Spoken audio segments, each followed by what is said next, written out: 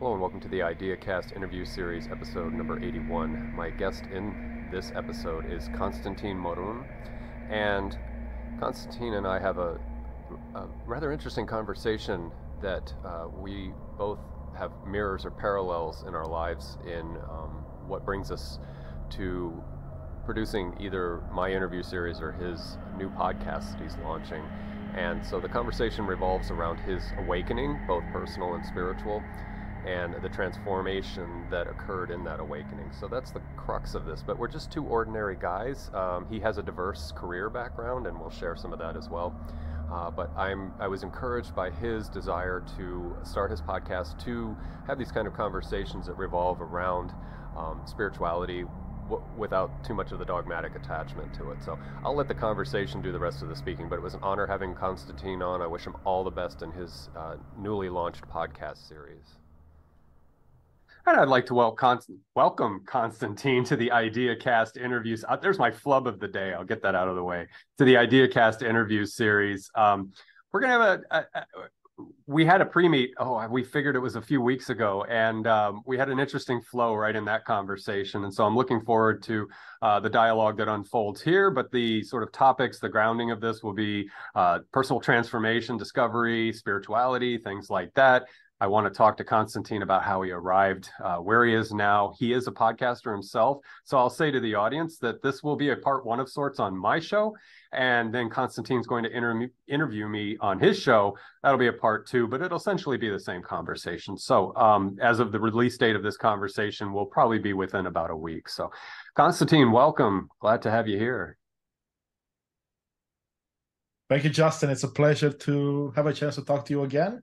Yeah. And to record something for the audience. Yes, I'm looking forward to that. And by the way, audience, welcome. We're grateful. Both of us are grateful to have you here. I always like to welcome the YouTube audience. And if you haven't subscribed to the channel, I don't derive any revenue from it. So I'll ask you to do it just for the sake of, our being able to, my being able to bring you quality guests and interesting guests, and maybe you can have a good takeaway from it. So again, there's no other motive than that for me. So Constantin, as I said in the setup, when you and I had our conversation, we did some exploring already. We had some talk about your past, and I think that's a good place to start. Let's learn about you. Let's discover what brought you to where you are. Let's just do that and see where we go from there. Yeah, Justin. Absolutely. Thank you. Yes. I'll start at the very beginning just to bring the story around at the very end. So I was born in Eastern Europe, in Romania, during the communist era. And that's important to the story because it shaped the person I am today because of all the conditionings of the society that were imprinted upon me, either through my family, through the culture, through the schooling. And I lived in Romania for 17 years before moving to North America, to Canada. And we moved to North America through my family for a chance at a better life. Romania, at the time when we left, was becoming a democratic country, but opportunities were far and few between. So we came to Canada when I was 17, and following in the footsteps of my parents. So again, that learned behavior, right? Doing what your parents have taught you. I went to university to study engineering. After a couple of years, I realized I didn't like that. So I switched over to my passion, which at the time was mathematics and computer science. And long story short, I graduated with a mathematics degree and jumped right into the field of computer science and mathematics. And I've been in that field for the last 15 or so years. And sprinkled throughout the time, there have been a lot of entrepreneurial adventures. There was a time when I played poker professionally and coached and mentored hundreds of people across the globe, created content like videos and audio and written content. And then I moved on to playing computer games for a while professionally as well, making some money there, while of course either studying or working in the professional field. And more recently, when I say recently, I mean the last 10 years or so, I've been more on the project management and consulting side of things in the tech world. Currently, I'm a technology consultant for Microsoft, and I specialize in helping organizations and individuals get the most out of their technology investments and at the same time enable their employees to be successful in whatever they do, either be working from home, hybrid, or a mix. Now, why are we here today, right? Why are we going to talk about personal growth and spirituality? What does a guy from Microsoft or someone that's been in the tech world have to do with spirituality? And I asked myself the same question a few times. And the reality is that I grew up religious, but not overly so. And there was a period of time, I would say between 17 and 25, when spirituality or religion were not part of my life. And then there was an event that happened that changed everything for me, at least in my perspective. My family, in order to offer support to my then spouse and my brother, we went to meet with a, let's call it alternative therapist, alternative healer, that she specialized in a form of spirituality that opened my mind to the possibility that, you know what, there might be something more out there. And I say that because I went in as a skeptic. I gave her my date of birth and my name, and that's all the information she had. And in that 1 hour session, she was able to tell things about me and about how I act with others and my relationships with my family members that even I didn't fully know at the time, let alone other people. So it sparked an interest in me. I'm like, how can someone with so little information know so much? And of course, some of it was speculative, right? Like she wasn't 100% on the money, but there was enough there to get my brain thinking, you know what, there must be something here. And I was 25 or so at the time, still very young. My network, my experience in the field of spirituality was slim at best. So I actually parked information in the back of my brain and didn't do much with it for a very long time. So let's fast forward about 8 or 9 years. And when I joined Microsoft, I jumped from essentially a startup that I was with for about 7 years that became a small company. And then I jumped over to Microsoft. And what's important to know for the audience, for those that are not familiar with these large enterprise organizations, when you join an organization like Microsoft or Google or Amazon, you're usually joining a group of people that are all high performers, and they expect the same of everyone that joins the team. And that's amazing because from a learning point of view, you get to learn a lot, but also the stress builds up. So when I joined Microsoft, one idea was shared with me, and the idea of something called growth mindset, which up to that point, it was pretty foreign to me. I knew some of the concepts within it, but I didn't know what it meant. So for me, growth mindset means the idea that you can make mistakes and you can learn from those mistakes. And it's okay to make mistakes. It's okay to fall.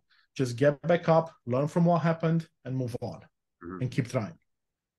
Now, this was in direct contrast with how I was raised, because back in Romania, especially during the communist era, mistakes weren't allowed, right? A mistake was a sign of weakness. A mistake meant that you're going to get punished.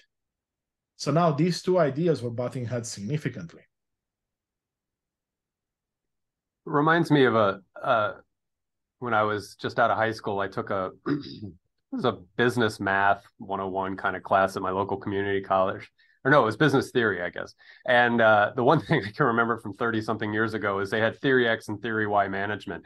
That's always stuck with me. And you just explained that perfectly. It's like, you know, the Western approach, the more recent system that you learned, where you're allowed to make mistakes and they encourage you to learn from those mistakes, versus there will be no mistakes and there will be consequences. So the consequence system is theory X. It's leadership through coercion and punishment. And then the theory Y is more empathetic, and it's more that it's leadership and management through the understanding that you're a learning, growing, fluid, malleable kind of a person. And so it's good that you know both of those directly, and that you can pass that on to others, because I think here in the West, I mean, there are systems. I've worked for companies that are more the X theory than Y theory, but I think that's a good contrast to show to people. So thank you for sharing that.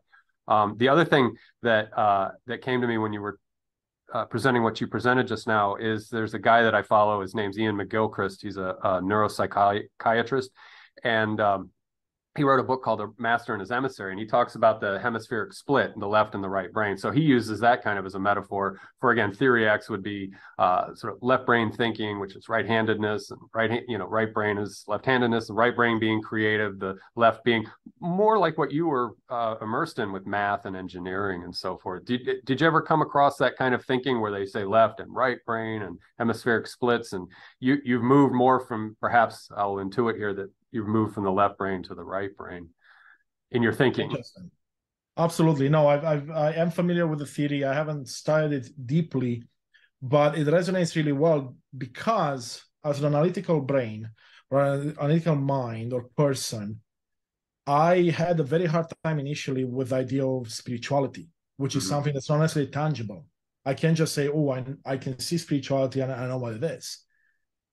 If I see a math formula, it's a lot easier because I can say, well, this makes sense logically, and thus, it's true, or any scientific paper. So to answer your question in a bit more detail, when I was presented with this idea of growth mindset, it sparked an interest in me to continue my personal growth. And I was on this personal growth journey for a while before, but it was always about looking outwards for answers.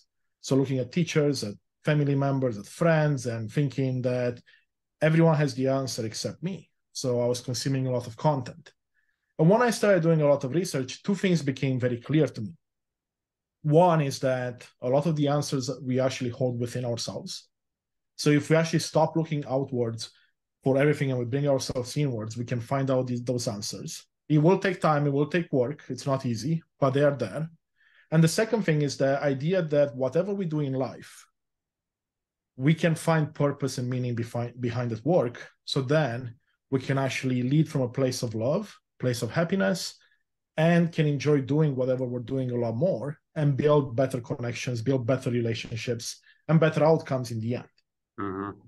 So that's how I would say from those 6 years ago, my journey slowly progressed that way until about 1 year ago, when I went to Ecuador on a mental health retreat.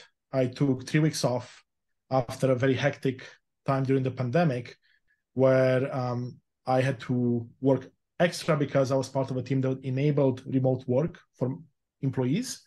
So we had a big impact on the quality of life and what someone could do. So there was an amazing experience at the time, but I was feeling burnt out. So off I go to Ecuador in search of some peace and quiet, some time for myself to regenerate and recoup. And it was in that time that spiritually I've awoken, for a lack of a better term, because I was shown in meditation and in partaking in the plant medicine I enjoyed down there, as well as in the community conversations and community gatherings. I got to learn so many beautiful things, and I got to understand truly what it could mean to be happy, what it could mean to find a purpose in life and then fulfill it. I've met a lot of people that have had those transformative experiences through plant medicine. I want to go back to one thing that you mentioned, and this is a little bit tongue-in-cheek, but I think it gets to a point. And so you're talking about spirituality and how abstract it is. Well, there are people in philosophy that might say, well, numbers are abstract. They're, some people argue that they're discovered by us, and some people argue that they existed a priori or before we, could conceive of them, or before intelligent creatures were there. So in other words, they existed before us. So in a way, in a left brain kind of way, you were getting an introduction to abstract thinking just by working with numbers alone. I mean, and as a functional human being, numbers seem so intuitive. If I pick an apple and I have another apple, then by golly, I have 2 apples. Yes, that seems so natural to us. But really, when you want to get really down to nitty gritty, that's an abstract thinking. So maybe the numbers were an introduction to you to unconsciously be prepared or open to the idea, because math is beauty. I mean, I don't know, I can't do math to save my life, but I know people who do math, and for them it is quasi-religious. It's just beautiful because math is just so, like Euler's equation. I did actually look into that, and the fact that you can, I won't do any justice, but like people who find Euler's equation, they just fall in love with that, because it's basically it's an equation and you can put an unknown number into it and something happens. And I've studied it before, and I can't, like I said, I won't try to repeat it. But anyway, I'm on a tangent. But yeah, I think the math was the first step towards maybe getting you prepared, your preparatory work to have that discovery, and certainly the plant medicine journey. So let's talk about that a little more. You've come back, you integrated that experience, and what did that open up for you? What did the plant medicine, in hindsight, not immediately, but like having time to digest it, so to speak, where do you think that took you? Yeah, that's a great question, Justin. And I'll touch a bit on the numbers as well before we jump into the plant medicine. Sure. And I find numbers fascinating, and math was a portal into spirituality, and I agree with you 100%. I actually recently had an interview with a gentleman that specializes in numerology. And he's been doing this for like 45 years or so, maybe 50 years even. And to see the connection or the potential connection between numbers and everything in life, it's actually mind-blowing. And to realize how much everything is connected, yet we don't realize it until we become a bit more open-minded and more aware of the possibilities. Some people argue that this But to answer your... Sorry, go ahead. Go ahead. I was just going to insert that some people argue that this is an informational universe, but information requires intelligibility, and math is certainly a part of that. So I'm on board. I'm listening. Yeah. Absolutely. So with the plant medicine, there were two parts to it. So there were the lessons that were shown to me or taught to me in the moment while I did the experience. And I had a 12-day retreat. And in the retreat, I met 30 or so people that were doing the same thing as me, other people in the professional world, and all walks of life. Ages from 18 to, I think, 75 or 77 was the oldest. And everyone has some sort of transformative experience. Now, for me, one of the big questions I had in life was around purpose. What's my purpose in life? I remember asking myself this question ever since I was probably 7, 8 years old. It never made sense to me that our purpose in life was to essentially grow up, learn as much as we can, get a job, procreate, and then die. To me, it felt like something was missing from the picture. And every time I would ask myself this question, I would not have an answer, and then I would park it. And going to this retreat, I didn't necessarily go in with the idea of finding a purpose. I had other reasons for going, but that purpose was revealed to me in the process. And part of it was immediate, and part of it was much later down the road. So what's the purpose? And what do people, let's say, in these more ancient traditions or in these cultures of tribal cultures, right from the Amazon jungles and beyond, believe? The idea is that love is the answer, meaning that we're each here to expand our love and to share our love with everyone else. But now, how we do that, it's up to us. So whatever that means to you, be in service of others by doing something like you're doing with the podcast, for example, Justin. Or you're working in a field where you're giving back. Maybe you're researching a cancer cure, or maybe you're working with people as a paramedic or a police officer. Whatever the case might be, we each have a different version of what that means. Finding that love and then giving it away. And then the cycle repeats. So that was something that was shown to me in the beginning. And I'll be honest with you, I went in there as a not complete skeptic, but very close. I was skeptical, but I had an open mind, because it's important to know, Justin, while I drink, I've never been drunk and I've never done drugs, which means that I went to experience something as sacred as a plant medicine with no prior experience, but all I had was an open mind. I heard the calling. I said, you know what? I want to find an intermediary in a way, right, between this human experience and my spiritual experience. And that's what the plant medicine actually is. That's what I've learned to realize. The plant medicine, be it mushrooms, ayahuasca, St. Pedro, or others, are just intermediaries between the two planes, if you want to call them that. Mm-hmm. And for me, in that moment, I realized many other things, like my connection with nature. And not just mine, but on a human level, like our connection with nature.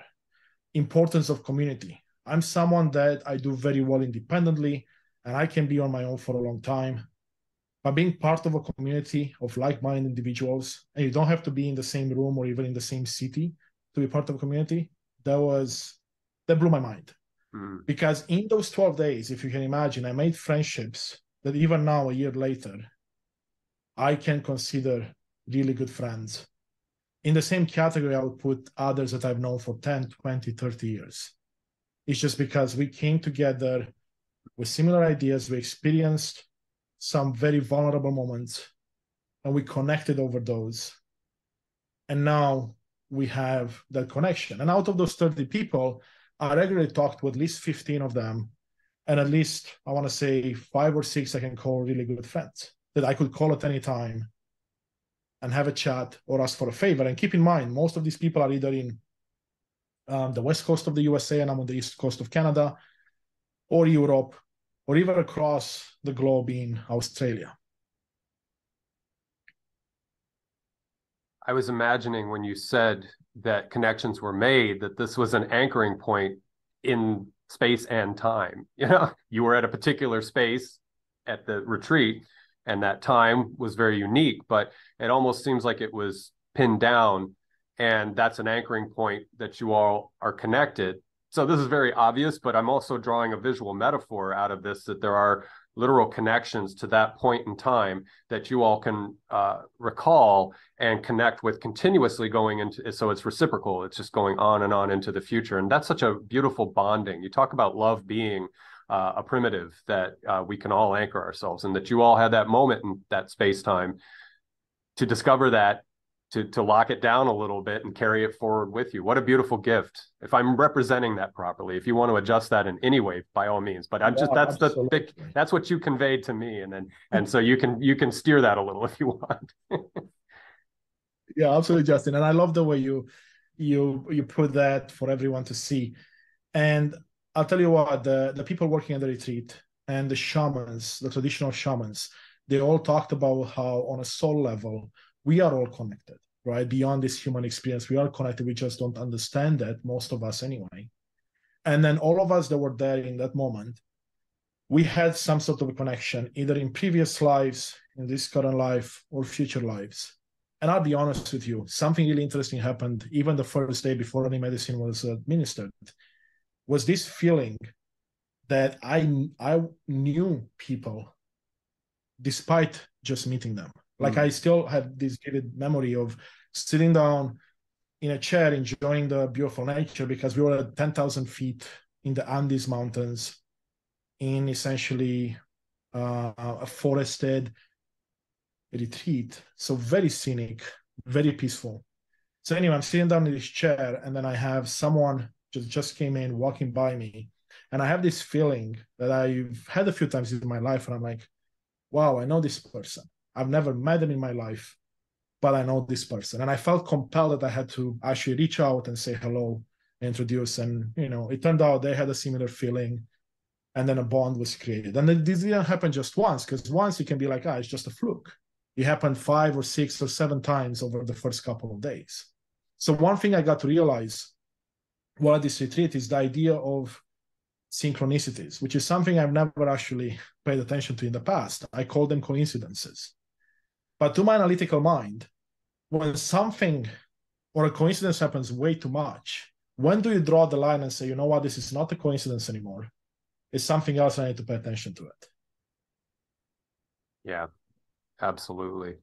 And, you know, I think when you're taking the plant medicine, it pulls back the ego veil just a little bit, sort of that of executive function or the left brain function that like you said, historically, we want, for you and for me too, we analyze and we want to compartmentalize and process everything in a very dry empirical sense. And so getting together with people and having your ego tamped down a little bit, I think that opens us up. And so it's all wisdom traditions tend to speak to this interdependence or connectivity. Even Christianity, we're all God's children, you know, I mean, or Islam, where they speak in that sense in the Abrahamic systems, but more to Buddhism, where they talk about sort of a singularity of mindedness. And I see where that's just so easy to have that feeling when you connect with somebody. Again, if you've been humbled by the mother spirit of the plant medicine or whatever's going on there, that you can be that vulnerable and that aware. Yeah, to me, that Yeah, just seems, exactly. yeah. And what I love about this is that you are here. It was just over a year ago, you said? Yeah, exactly. A year to the Okay. date, actually. So you're because I was thinking when you were talking, I'm like, well, how do we make this more accessible to people who can't necessarily travel or don't have the means? But here you are. And so, so you took on the role very ephemerally or in a short space of time to be a messenger of that process of the medicine and the experience, and you're bringing that now to this conversation. So I'm seeing a connectivity there too that I think is really powerful and valuable. And with you going forward every single day doing the work that you do, I think that's just gold. I think that and yeah, I'll stop there and let you respond to that. But I just think that's really neat how that has No, that effect. it does, Justin. You're absolutely right. And I'll tell you what, I coming back, I thought plant medicine was the answer for everyone. Mm. But then soon after, I started thinking about it and realized that it's not. Plant medicine, like everything else in life, is just one of the many tools someone has access to. And in talking to many, many more people that are spiritually more advanced than I am, I come to realize that through meditation, through yoga, and many other practices, you can achieve a similar connection to your higher self, to God, to the universe, whatever you believe in. You don't necessarily need an intermediary like plant medicine. Mm-hmm. It's almost like in my case, the plant medicine offered the shortcut because I didn't know anything else. But there are many people that do this through other types of medicine, or more importantly, through meditation, like I mentioned, and other practices, spiritual practices that allow that connection. Mm-hmm. And I want to say that coming back as well, you talked about the integration piece. That was something that in my I want to say hundreds of hours of research going to this retreat, I didn't actually find a lot of information on the integration piece. Okay. All I found was information, or the majority of it, maybe that's what I focused on, was information around what to expect, how to prepare, because there's a special dieta you have to go on, eliminating certain foods for a few weeks, right? So there's a lot of preparation, a lot of stuff that you got to do, and then people talk about their experiences. Mm-hmm. But very few actually talk about the integration piece. And while we were at the retreat, they talk to us about the importance of integration and how integration is actually where the real work gets done. The plant medicine shows you beautiful things, but it's actually what happens months and months after during the integration that becomes the critical aspect of it. And maybe I was a bit naive, who knows? I didn't necessarily took that as like, oh, it's going to be tough. I said, it's just going to be another step. So I came back. I was full of life. I saw so many beautiful things. Honestly, we would need like 10 hours to go over everything I've seen. And again, to an analytical mind, to see things like that and see yourself challenge things where like part of you is like, oh, this makes sense. And part of you is like, what's going on? This doesn't make any sense. But anyway, I digress. Coming back, I was full of life. And I felt like I changed inside because I had a better understanding of myself. I had a better understanding of the universe, of life in general. But then I realized no one else around me changed. Not my work, not my partner, not my family, no one. So soon, I would say a week or two, reality sank in. And that's when, for the first time in my life, I actually became depressed. And I didn't actually know what was happening at the beginning. And only in hindsight now I can say, you know what, between, let's say, end of May, beginning of June of last year till the beginning of 2023, I was actually fairly depressed. And again, in hindsight, I'm very grateful that the experience happened. But back then, I was miserable, man. I wasn't me. Yeah. I was pushing people away. I was not allowing people in. I was not really doing anything productive on many days, right? Productive by the criteria of, let's say, society or even my own self. But what it allowed me to do, that state of integration or depression, sitting with my own thoughts, with my own ideas, it allowed thoughts and emotions to surface that I buried deep down over the years.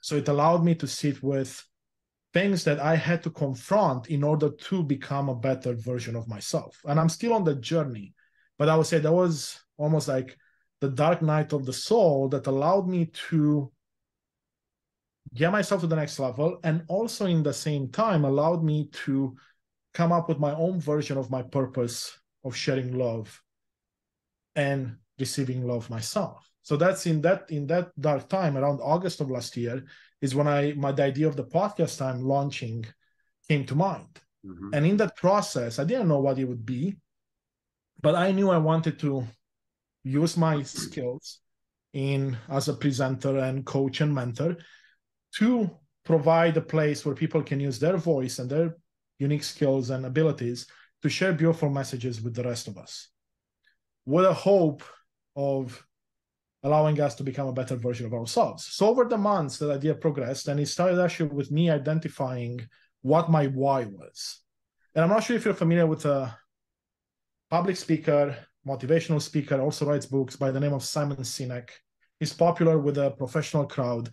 He created a book or wrote a book called Find Your Why. And I read that about 6 years ago. And it's the idea of digging deep to find what motivates you, what drives you. So again, it's almost like finding your purpose, but more from a professional point of view. Okay. And with that in mind and everything else I've gone through, I was thinking to myself, it's like, what's my purpose in life? Like, how do I get more love and share more love? And I realized that for me is to be in service of others, and the idea of inspiring and empowering people on their life journey, whatever the journey might be, right? If it has any spiritual elements, perfect. If it doesn't, that's fine as well. It's whatever people want their journey to be. That's such a grounded position to present, and I want to acknowledge that because one thing that I've noticed, and I've spent 30 odd years orbiting around the self-help, self-improvement, even the new age work and things like that, and that we have this tendency in us, I think, to want a lot of pizzazz and glitter and excitement and feel good and things like that. And that's good. Little bits of that are good. Just like the medicine took you on a really strong journey. I mean, we need some of that. Sometimes I call that Disney, it's like you're getting that, but you're being really honest, and you're grounding yourself in the idea that there is an integration phase, and there is a period where you have to look back and introspect on what just happened. Whether that's plant medicine or you're in a mindfulness practice, or with the work that I would love to see you emerging into, you said coaching and mentoring, so that if you get a community, that you're not going to be of the mindset that this is all sort of just pursuing joy or bliss or whatever. That's a part of it, but also to be very aware and very cautious of your journey and know your journey and move through all those phases with you, assisting. And so I just want to acknowledge that's very important. And sometimes there are others who do coaching, mentoring things, and I'd love to see that integration occur. Not that I would impose that on anybody, but that's just if I were looking for someone to work with, that's what I would want, is to see that. So I just want to acknowledge that in you, and so let's speak to that a little bit, because now that we've brought that out in the open about coaching and mentoring and what you can do for folks. What do you have as your vision for your future in, like you said, sharing a message of love and perhaps compassion and these other elements? What would you like to see yourself develop into, or your work? That's a good question, Justin. And my ideas started small. I was like, I'm going to do a podcast. I'm going to do an episode every 2 weeks, and I'm going to share beautiful messages. Then as I started working on it, it became bigger and bigger and bigger, and my vision grew to the point where my ultimate goal would be to create a place where people can find inspiration, empowerment, guidance, and support on their life journey and awakening journey. What that means for each individual will be different, right? But likely, I see a place where I bring individuals on a podcast, video and audio, where they can share their beautiful journeys, whatever they mastered in their life, and sharing those tools with others. The idea is to not prescribe anything, because we know by now that following 5 simple steps won't really get you far. You may get one of 1,000 people somewhere, but everyone is different. So the idea is to bring people tools so they can try if they resonate with, and see where it takes them. So that's the initial view, I would say. While I have interest in coaching and mentorship, it's not something I want to promote. I'm not doing this from a monetary gain point of view. I enjoy my work with Microsoft, and I'll explain how the journey I'm on, it's made me a better coworker there as well, because I think it will be a beautiful tangent a bit later. But for me, this is a project like you said, you're not deriving any monetary gains from YouTube. I want to bring a message to the world that despite all the terrible things that happen around us, there are many beautiful things as well. And if we can focus on the beautiful things and expand on them, we can create more of those things and less of the things that we don't want to see. Okay. And that's going to be through the podcast initially, but down the road, I would love to be able to speak in front of crowds, or be able to build on this and build a community, build anything that can support people on this journey, right? And what that might be, we'll have to see. What I know is that the destination, the end for this, is that we have a better world for everyone in it. And what that means to me is that if, let's say, Justin, you and I collaborate like this, or you listen to my podcast, maybe you take a couple of things out of it, and as a result, you become a slightly better version of yourself. Well, guess what? Those around you will benefit from that. And they may want to become a slightly better version of themselves. All of a sudden, your world becomes better, mine becomes as well. And then the snowball effect or the ripple effect comes in, and now everyone is impacted. So that's my vision. Again, we'll see where exactly it lands. But one thing I've been learning more recently than I like to admit is the idea that I want to enjoy the journey and not focus on the destination so much. I want to have a target, but I don't want to put too many expectations around the target. And I think that's extremely important if you understand that you are in a relationship, not only with people, yourself, and I'm not going to put any name or face on it, but you're in relationship with the world at large and with whatever might be going on, you know? And so be open to that spontaneity. That's how I operate. It's just like you, I don't have a goal in mind. There's no finish line. It's more just like you said, being in process, being in the relationship.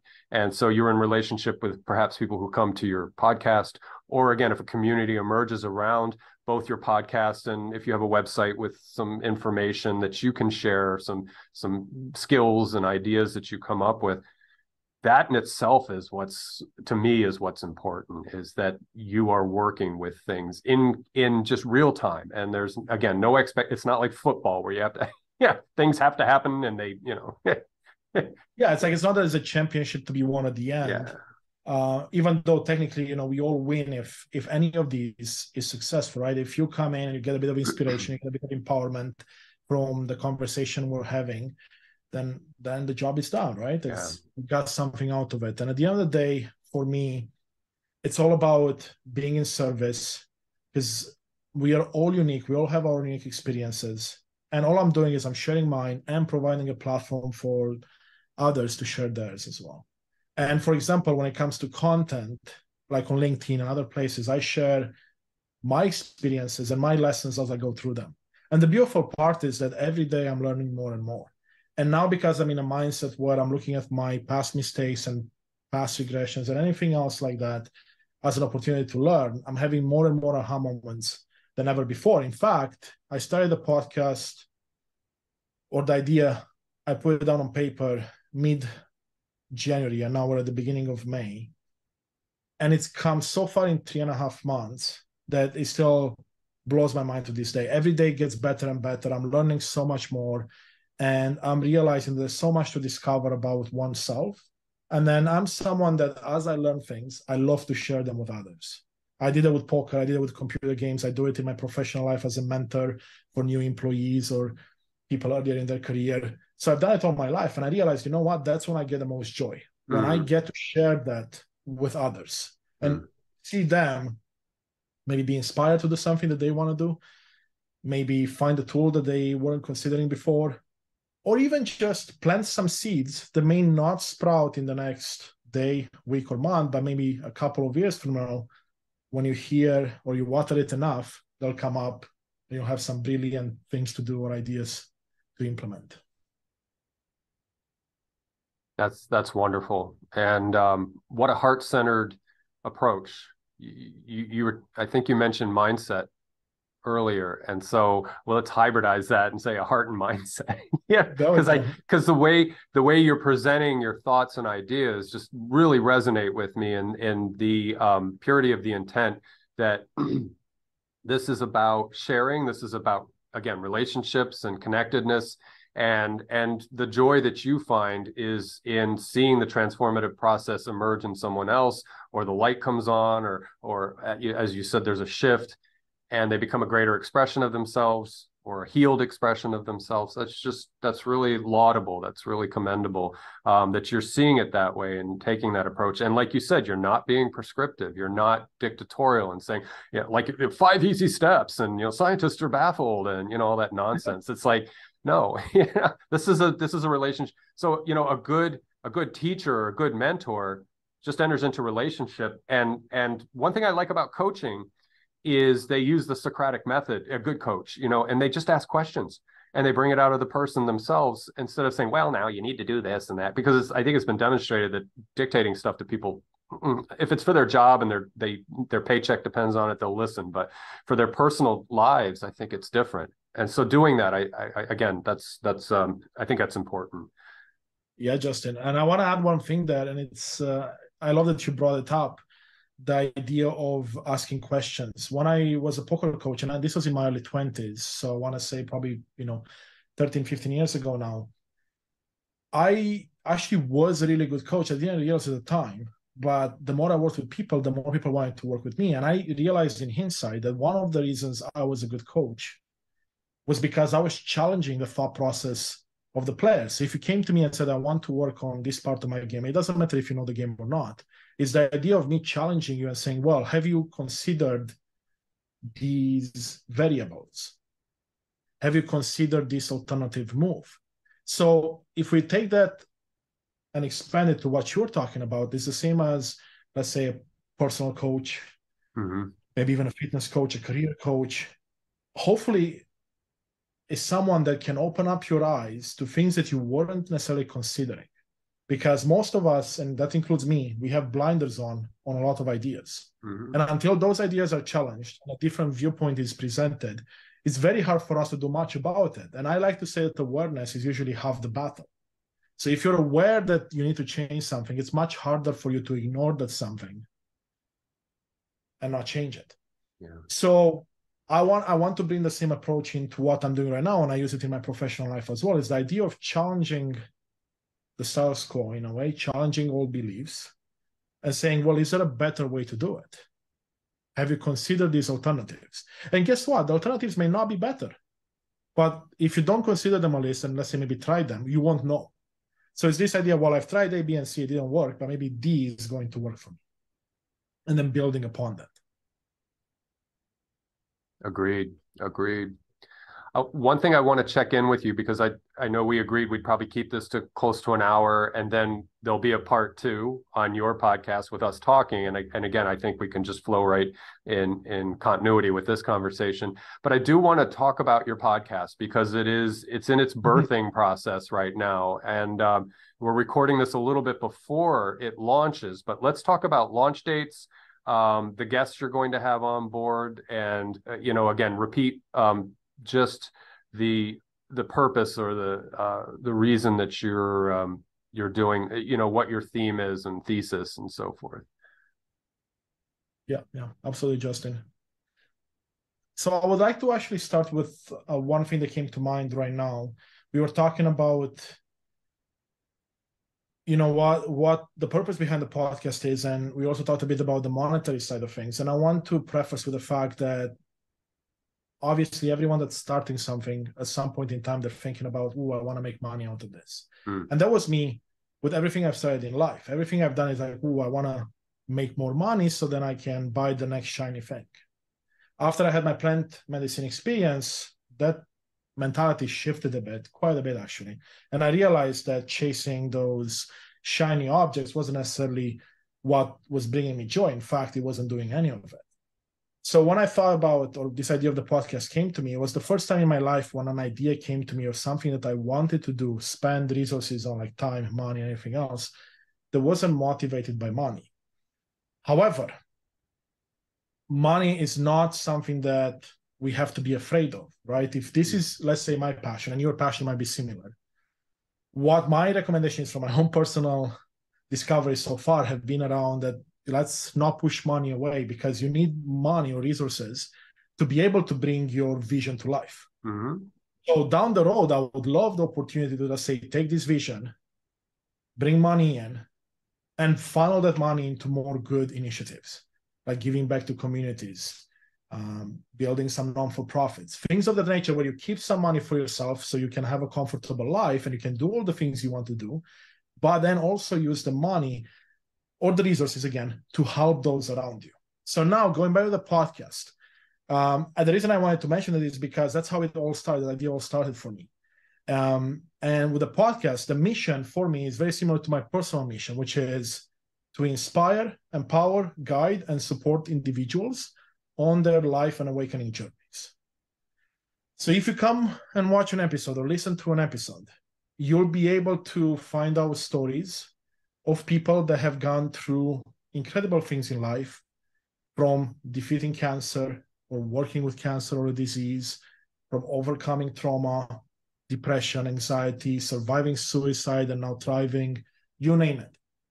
And you'll be able to see how they've done it, the challenges they faced, but also how they're helping others, either through mentorship, coaching, their businesses, their content, right? Any of those elements. And the idea is that as we bring people from all walks of life, they're much closer to you and I. They're not so far detached, or let's say an A-lister or a president or some politician, that they don't live our life. They're not necessarily in the same playing field. Mm-hmm. So the idea of the podcast is to bring messages from across all walks of life and bring honest conversations, vulnerable conversations, and share those messages with the audience. And I know that not everyone is going to relate with every conversation. However, from what I've seen from the conversations I've recorded so far, and even before going live, I have something like almost 40 conversations recorded.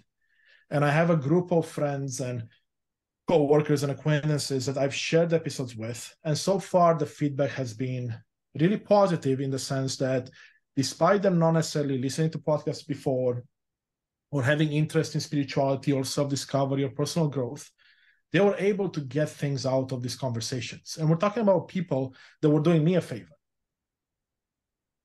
by listening to this when they don't listen. So how about people that actually want to go on a personal growth journey, to go on a spiritual journey, to go on a self-discovery journey? They have taken the step, and now they want to look for the conversation. So what I'm seeing, I should say, is that people will get benefit because they will be able to relate to the conversations and pick up tools and seeds that they will be able to apply into their own life. Well said, and thank you for that, for explaining, because again, this is in its infancy, it's pre-launch, and I want to be a part of that grand opening, if you will, or the reveal, to help you with what you're doing. And we're co-creating here right now. I talk with some of my guests and I say, we're midwiving something. We're bringing something into existence, and that's this conversation, which is both a product and a set of ideas. So, and so to the YouTube audience, I will have Constantin's information down below in the description field. This conversation will be released probably when his podcast launches. And so you can go right there and see the conversations that have been uploaded. And we'll make sure that you all get connected with that. Again, and with relation to Constantin and I having more of a conversation on his platform, I will have that specific link in the description field available when it is released. Whether his comes out first or mine, it doesn't matter. We'll get it all set up and you guys can access it that way. But it should be within a few days of each other. We talked about that and trying to coordinate that. Constantin, I'm beyond wishing you all the best, because I'm engaged with you and we're doing something together and collaborating, and that can continue into the future. When things are developing for both of us, we can check back in with each other, see how we're doing, because I think, again, your thoughts and feelings about this resonate with the way I look at it. That this is an effort for the community. It's for others, and there are people who won't connect with it, and that's fine. But the people who do connect with it, that they can have a good experience, good takeaways, and feel like they're in, as the Buddhists say, right relation with something or somebody. And so And here's to the Yeah. Buddhist idea of right podcasting. So that the heart-centered intention is there. That as you said, you're here to take care of yourself. It should be equal. You should be taking care of yourself, but at the same time that you're giving out, and you're doing it in a reciprocal way, that you're giving to the community, you're connecting with others. So anyway, I'll stop that. Justin, thank you. And yeah, I was gonna say, because I just realized we've talked about the podcast. I never actually shared the name, nor when it goes live. So I feel overwhelmed right now in a way, because I'm like, how can I forget the name? But anyway, the name of the podcast is Unleash Thyself. There you go. And it's this idea that we want to unleash the best version of ourselves, whatever that means to you. Because we know that deep down, we have a version of ourselves that we want to see. So how about we work on that together and unleash that best version of ourselves? And I like to say that I want people to get out of this a way to follow their heart and do what they truly love. And that's what I've been doing in combining both my professional work and this passion work. And that's one of the big things. And the release date is May 17, launching episodes every Wednesday and every Saturday. And whenever it launches, it will go live with 3 episodes, right? So there'll be lots of content for people to digest. It will be on YouTube, as well as all the major podcasting platforms. And we'll have content on social media, like shorts and other inspirational messages, again, stories from my own life and lessons I've learned. And that's pretty much it. And again, Justin, I want to thank you for giving me a chance to have this conversation with you, and for you posting this on your network. Of course. Yeah. No, again, I think we're in alignment. And I want to build that, nurture it, cultivate it. And, when you said Unleash Thyself is your podcast, I was thinking back to your plant medicine experience. That's when Constantin had an Unleash Thyself moment, because things were stripped away. And there was an expression of yourself that was there. It was always there, but the salience opened up for you, and you're like, oh my God, I'm Constantin, the heart-based person. I keep using heart-based, but that's just the best term you can come up with when you're really operating from a core of sincerity and a genuine desire to be there for others, to be altruistic in that sense. So I want to acknowledge that again. And yeah, here's to its thriving and its success, the podcast for you, as well as us, just doing that work together. Here's to the success of this interview. So, all right, Constantin, I will. Yeah, thank you, Justin. And I want to. Go ahead. No, in fact, do you have, just give us a closing statement, something to part with? So no, the last thing I wanted to add is this. Despite, like you said, this is heart-centered, coming from the heart, giving back, I cannot tell you how much I've gotten out of it so far. Just having conversations like you and I did right now, and all the other beautiful guests I've had on the show, I've learned so much that even if no one else listens or watches those shows, what I've gotten was worth every penny, every second, every minute I put into this. And that was the biggest aha moment I got out of this about a month ago. And I'm like, I know this is going to be great because it's changing my life and the life of those around me. So others will at least be able to take a tiny bit of that for themselves. And it's that idea that when you give back, regardless of what you give back, you're going to get so much more in return. But people don't realize that because we're not raised a certain way. We're not taught in schools that giving back actually gives you back more. And we're being maybe too selfish in some regards. So that's, as I said, the last message is take a look in your life where you've given back to someone in the form of mentorship or maybe money, maybe food, and see what you got back, because likely you got a lot more back than the person that got something. Yeah. If at the very least you can take comfort that you rose to the occasion, that you were there. That to me, like they say, virtue is its own reward, and yeah, that's probably a good way to leave it. That you were a virtuous person, and for all sincerity too. In fact, I interviewed a biologist the other day, and he was talking about altruism in cells. So he's into swarm intelligence and cellular communication, and these, like a liver, is composed of specialized cells, and they all have to be altruistic. They all have to cooperate with one another, or they will die.